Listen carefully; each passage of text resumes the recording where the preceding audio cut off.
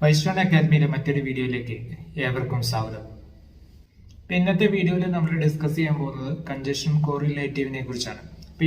കഴിഞ്ഞ വീഡിയോയിൽ നമ്മൾ കൺജഷൻ എന്താണെന്നും ഡിഫറെന്റ് ടൈപ്പ് ഓഫ് കൺജഷൻസ് എങ്ങനെയാണ് ഉപയോഗിക്കുന്നതും എന്താണെന്നൊക്കെ നമ്മൾ ഡിസ്കസ് ചെയ്തു. ഇനി അതിന്റെ തന്നെ ഏറ്റവും റിലേറ്റീവ് ആയിട്ടുള്ള അടുത്ത വേറൊരു ടൈപ്പാണ് കൺജഷൻ കോറിലേറ്റീവ് അല്ലെങ്കിൽ കോറിലേറ്റീവ് കൺജഷൻ എന്ന് പറയുന്നത്.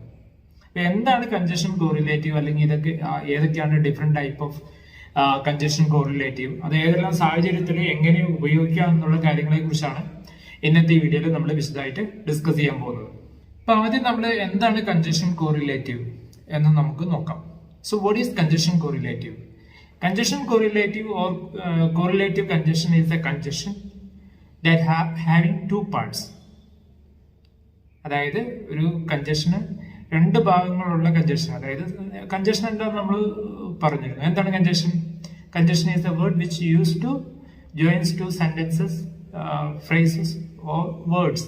രണ്ട് വേർഡുകളെ ഫ്രേസസോ അല്ലെങ്കിൽ സെന്റൻസുകളൊക്കെ തമ്മിൽ കണക്ട് ചെയ്യാൻ വേണ്ടിയിട്ട് ഉപയോഗിക്കുന്ന വേർഡുകളെയാണ് നമ്മൾ കൺജഷൻ എന്ന് പറയുന്നത്. അപ്പൊ അത്തരത്തിൽ രണ്ട് ഭാഗങ്ങളുള്ള കൺജഷനാണ് നമ്മൾ കൺജഷൻ കോറിലേറ്റീവ് എന്ന് പറയുന്നത്.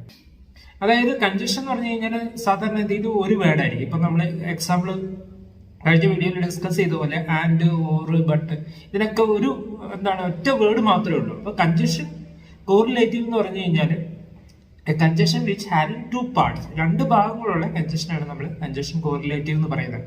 അതായത് ഇപ്പൊ എക്സാമ്പിൾ പറയുകയാണെന്നുണ്ടെങ്കിൽ not only but also, either or, neither nor, so that എന്നൊക്കെ പറയുന്ന ഡിഫറെന്റ് ടൈപ്സ് ഓഫ് രണ്ട് ഭാഗങ്ങളുള്ള കൺജഷൻസ് ഉണ്ട്. അപ്പൊ ഇത്തരം കൺജഷനാണ് നമുക്ക് എന്തെന്ന് പറയണേ കൺജഷൻ കോറിലേറ്റീവ് അല്ലെങ്കിൽ കോറിലേറ്റീവ് കൺജഷൻ എന്ന് നമ്മൾ പറയുന്നത്. അപ്പൊ ഈ ഓരോ ടൈപ്പ് ഓഫ് കൺജഷൻസും ഏതെല്ലാം സാഹചര്യത്തിൽ എവിടേക്കാണ് എങ്ങനെയാണ് ഉപയോഗിക്കുന്നതിനെ കുറിച്ച് നമുക്കൊന്ന് ഡിസ്കസ് ചെയ്യാം. അപ്പൊ ആദ്യമായിട്ട് നമ്മൾ ഡിസ്കസ് ചെയ്യാൻ പോകുന്നത് ബോത്ത് ആൻഡ്. ബോത്ത് ആൻഡ് ഇപ്പം എന്താണ് ഒരു എക്സാമ്പിൾ വെച്ച് നമ്മൾ നോക്കുകയാണെങ്കിൽ both Mohanlal and Mammootty are good at delivering dialogues. Both Mohanlal and Mammootty good at delivering dialogues. എന്തുവാണ് അർത്ഥം? മമ്മൂട്ടിയും മോഹൻലാലും ഡയലോഗ്സ് ഒക്കെ പറയാൻ വേണ്ടിയിട്ട് നല്ല കഴിവുള്ളവരാണ്, അല്ലെങ്കിൽ നല്ല രീതിയിൽ അവര് ഡയലോഗ്സ് ഒക്കെ ചെയ്യുന്ന ആളുകളാണ് എന്ന് പറയാൻ വേണ്ടിയിട്ട്. ബോത്ത് എന്ന് പറഞ്ഞാൽ ഇപ്പൊ രണ്ടാളുകളെ, both Manu and Jithin, both രണ്ടാളുകളെ അല്ലെങ്കിൽ രണ്ട് വസ്തുക്കളെയൊക്കെ നമ്മൾ കണ്ട് ചെയ്യാൻ വേണ്ടിയിട്ട് യൂസ് ചെയ്യുന്ന ഒരു കൺജഷനാണ്, അല്ലെങ്കിൽ കൺജഷൻ കോറിലേറ്റീവ് ആണ് ഇത് ബോത്ത് എന്ന് പറയുന്നത്. Both and. അപ്പൊ ഈ ആളുകൾ തമ്മിൽ കണക്ട് ചെയ്യാൻ വേണ്ടിയിട്ടാണ് ആൻഡ് നമ്മൾ യൂസ് ചെയ്യുന്നത്. ഇന്നലെ നമ്മൾ കഴിഞ്ഞ വീഡിയോയിൽ നമ്മൾ ആൻഡ് എവിടെയാണ് ഉപയോഗിക്കുന്നത് നമ്മൾ ഡിസ്കസ് ചെയ്തതാണ്. അപ്പൊ രണ്ട് വസ്തുക്കൾ അല്ലെങ്കിൽ രണ്ട് വ്യക്തികളെയൊക്കെ തമ്മിൽ, രണ്ട് സെന്റൻസുകളെയൊക്കെ തമ്മിൽ കണക്ട് ചെയ്യാൻ വേണ്ടിയിട്ട് യൂസ് ചെയ്യുന്ന കൺജഷൻ ആയിരുന്നു ഏത് ആൻഡ് എന്ന് പറയുന്നത്. അപ്പൊ ബോത്തും ആൻഡും, both Mohanlal and Mammootty are good at delivering dialogues. അപ്പൊ ഇത് രണ്ടുപേരുടെയും ഒരു ക്വാളിറ്റി എക്സ്പ്ലെയിൻ ചെയ്യാൻ വേണ്ടിയിട്ട് നമ്മൾ യൂസ് ചെയ്ത ഒരു കോറിലേറ്റീവ് കൺജഷൻ ആണ് ഇത് ബോത്ത് ആൻഡ് എന്ന് പറയുന്നത്. അതുപോലെ തന്നെ അടുത്ത ഏറ്റവും ഇമ്പോർട്ടന്റ് ആയിട്ടുള്ള മറ്റൊരു കോറിലേറ്റീവ് കൺജഷൻ ആണ് എയ്തർ ഓർ. അതായത് നമുക്ക് വലിയ ഷുവർട്ടി ഇല്ലാത്ത കാര്യങ്ങളെ കുറിച്ചൊക്കെ നമ്മൾ ഡിസ്കസ് ചെയ്യുന്ന കാര്യത്തിൽ, അപ്പൊ അത്തരം സാഹചര്യത്തിൽ ഈ എയ്തർ ഓർ എന്നുള്ള ഈ കോറിലേറ്റീവ് കൺജഷൻ നമുക്ക് ഉപയോഗിക്കാം. അതായത് ഇപ്പൊ ഒരു എക്സാമ്പിൾ വെച്ച് നമ്മൾ പറയുകയാണെങ്കിൽ either Manu or Jithin will take the class today. Either Manu or Jithin will take the class today. ഇവിടെ എന്താണ്, ഒരു പെർട്ടിക്കുലർ പേഴ്സൺ ആരാന്നുള്ളത് കൺഫേം അല്ല, ഷുവർട്ടി ഇല്ല. അതായത് ജിതിനോ മനു എന്ന് ക്ലാസ് എടുക്കും, ഒന്നല്ലെങ്കിൽ ജിതിൻ ക്ലാസ് എടുക്കും അല്ലെങ്കിൽ മനു ക്ലാസ് എടുക്കും. ക്ലാസ് അവിടെ നടക്കും. ക്ലാസ് എന്ന് പറയുന്ന ആക്ടിവിറ്റി, ആ ഒരു പ്രോസസ് അവിടെ എന്തായാലും നടക്കും. പക്ഷെ we don't know who is going to take the class. ഏത് Manu or Jithin will take the class. So in this case we are mentioning about a case which we don't have much surety who will take the class. ആരെടുക്കുന്നതെന്ന് നമുക്ക് വലിയ surety ഇല്ല. പക്ഷെ അത്തരം കേസുകളിൽ നമ്മൾ ഉപയോഗിക്കുന്ന ഒരു കോറിലേറ്റീവ് കൺജഷൻ ആണ് ഇത് എയ്തർ ഓർ എന്ന് പറയുന്നത്. അതുപോലെ തന്നെ അടുത്ത ഏറ്റവും ഇമ്പോർട്ടന്റ് ആയിട്ടുള്ള ഒരു കോറിലേറ്റീവ് കൺജഷൻ ആണ് നെയ്തർ നോർ. നമ്മൾ ഡേ ടു ഡേ കോൺവെർസേഷനിലൊക്കെ പലപ്പോഴും നമ്മൾ ഇംഗ്ലീഷ് പഠിക്കുമ്പോൾ അല്ലെങ്കിൽ കേൾക്കുമ്പോൾ ഒക്കെ നമ്മൾ കേട്ടിട്ടുള്ള കുറെ കൺജഷൻസ് ആണിത്. ഏത് നെയ്തർ നോർ എപ്പോഴും നമ്മൾ ഏറ്റവും ഇമ്പോർട്ടന്റ് ആയിട്ട് നമ്മൾ പലപ്പോഴും ഉപയോഗിച്ചിട്ടുള്ള സാധനമാണ്. പക്ഷെ ഇത് എന്താണ്, ഏത് സാഹചര്യത്തിലാണ് ഉപയോഗിക്കുന്നത് എന്നുള്ളത് നമുക്ക് പലപ്പോഴും കൺഫ്യൂഷൻസ് പറ്റിയിട്ടുണ്ട്.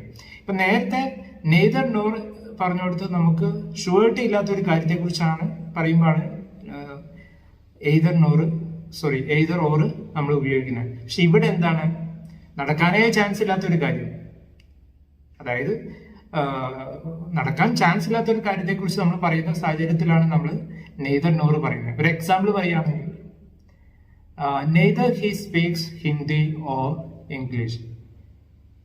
Neither he speaks Hindi nor English. അവൻ ഹിന്ദി ഇംഗ്ലീഷും സംസാരിക്കില്ല എന്നാണ് പറയുന്നത് അല്ലേ. വേറെ എക്സാമ്പിൾ ഒഴിച്ച് ഒന്നുകൂടെ നമുക്ക് പറയുകയാണെന്നുണ്ടെങ്കിൽ neither Manu nor Jithin will take the class today. അപ്പൊ ഇതിന്റെ മീനിങ് എന്താണ്, ഇന്ന് ജിതിനോ മനുവോ ക്ലാസ് എടുക്കില്ല, ഇവർ രണ്ടുപേരും ക്ലാസ് എടുക്കില്ല. ആദ്യത്തെ കേസിൽ either Manu or Jithin will take class, ഇവരിൽ ആരെങ്കിലും ഒരാൾ ക്ലാസ് എടുക്കുകയായിരുന്നു. ഇപ്പൊ ഈ കേസിൽ വരുമ്പോൾ എന്താണ്, രണ്ടുപേരും ക്ലാസ് എടുക്കില്ല, മനു ക്ലാസ് എടുക്കില്ല, ജിതിനും ക്ലാസ് എടുക്കില്ല.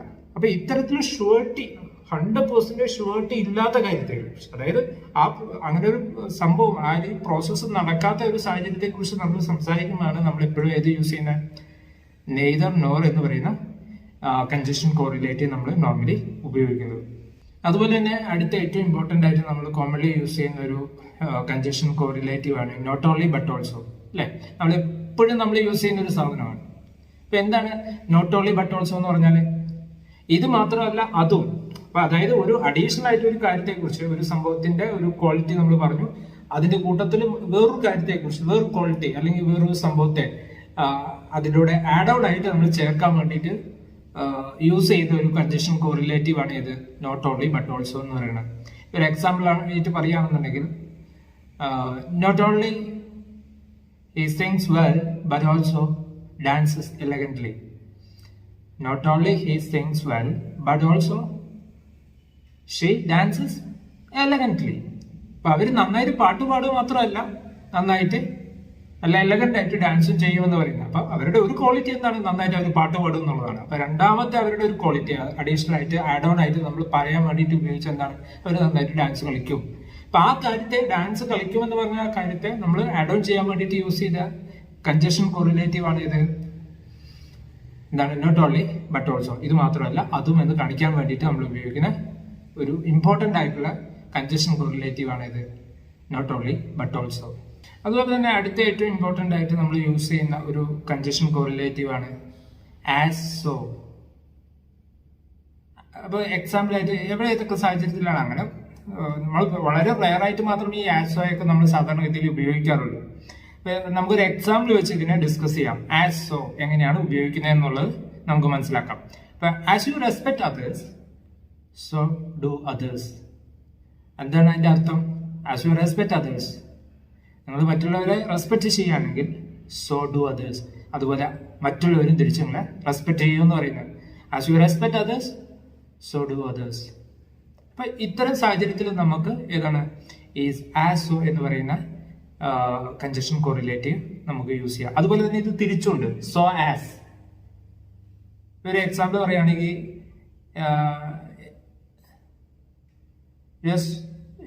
it is not so bad as last time. It is not so bad as last time. കഴിഞ്ഞ ആഴ്ചത്തെ പോലെ എന്താണ്, മോശമായിട്ടില്ല, ഇപ്രാവശ്യം അത് മോശമായിട്ടില്ല എന്ന് പറയുന്ന സാഹചര്യത്തിൽ നമുക്ക് ഈ ഒരു കൺജഷൻ കോറിലേറ്റീവ് നമുക്ക് ഉപയോഗിക്കാം. അതുപോലെ തന്നെ നമ്മൾ ഉപയോഗിക്കുന്ന മറ്റൊരു കൺജഷൻ കോറിലേറ്റീവ് ആണ് സോ ദാറ്റ്. അതായത് ഒരു റീസൺ ഒക്കെ പറയുമ്പോൾ സോ ദാറ്റ്, എന്തുകൊണ്ടാണ് നടന്നതെന്നൊക്കെ നമ്മൾ പറയാൻ വേണ്ടിയിട്ട് ഉപയോഗിക്കുന്ന ഒരു കോറിലേറ്റീവ് കൺജഷൻ ആണ് ഇത് സോ ദാറ്റ് എന്ന് പറയുന്നത്. ഒരു എക്സാമ്പിൾ വെച്ച് നമുക്ക് പറയുകയാണെന്നുണ്ടെങ്കിൽ he was so studious that he could pass the exam. നന്നായിട്ട് പഠിക്കുമായിരുന്നു, അതുകൊണ്ട് എന്ത് സംഭവിച്ചു, അദ്ദേഹം എക്സാം പാസ്സായി. he was so studious that he could pass the exam. മനസ്സിലായില്ലേ? അപ്പൊ ഇത്രയും ഇമ്പോർട്ടന്റ് ആയിട്ടുള്ള ഒരു കൺജഷൻ കോറിലേറ്റീവ് ആണ് സോ ദാറ്റ് എന്ന് പറയുന്നത്. അപ്പൊ ഇതൊക്കെയാണ് നോർമലി നമ്മൾ ഉപയോഗിക്കുന്ന ഏറ്റവും ഇമ്പോർട്ടൻ്റ് ആയിട്ടുള്ള ഡേ ടു ഡേ കോൺവെർസേഷൻ അതേപോലെ റൈറ്റിങ്ങിലൊക്കെ നമ്മൾ എപ്പോഴും ഉപയോഗിക്കുന്ന കോറിലേറ്റീവ് കൺജഷൻ എന്ന് പറയുന്നത് ഇപ്പം നമ്മൾ ഡിസ്കസ് ചെയ്തൊക്കെയാണ്. ഇതല്ലാണ്ട് യൂസ് ചെയ്യുന്ന വേറെയും കുറെ കൺജഷൻ കോറിലേറ്റീവ്സ് ഉണ്ട്. വെദർ ഓർ എന്നൊക്കെ പറയുന്ന അത്തരത്തിൽ ഒരുപാട് കൺജഷൻ കോറിലേറ്റീവ്സ് വേറെയുണ്ട്. അപ്പൊ ഏറ്റവും ഇമ്പോർട്ടൻ്റ് ആയിട്ട് നമുക്ക് ഡേ ടു ഡേ കോൺവെർസേഷനിലൊക്കെ നമ്മൾ സ്ഥിരം ഉപയോഗിക്കുന്നതാണ് not only but also, neither nor, either or, both and എന്നൊക്കെ പറയുന്നതാണ് ഏറ്റവും ഇമ്പോർട്ടൻ്റ് ആയിട്ട് നമ്മൾ ഡേ ടു ഡേ കമ്മ്യൂണിക്കേഷൻസിൽ നമ്മൾ എപ്പോഴും റെഗുലർ ആയിട്ട് യൂസ് ചെയ്യുന്ന സാധനങ്ങൾ. അപ്പോൾ ഇന്നത്തെ വീഡിയോ എല്ലാവർക്കും മനസ്സിലായി എന്ന് പ്രതീക്ഷിക്കുന്നു. അത് നിങ്ങളുടെ ഡൗട്ടുകളും കാര്യങ്ങളും എന്തെങ്കിലും ഉണ്ടെങ്കിൽ you can comment on the comment box. അതുപോലെ തന്നെ എൻ്റെ വീഡിയോസ് സ്ഥിരമായിട്ട് കാണുന്ന ആളാണെങ്കിലും നിങ്ങൾ ഇതുവരെ സബ്സ്ക്രൈബ് ചെയ്തിട്ടില്ലെങ്കിൽ please do subscribe our channel. Thank you so much for time. Thank U.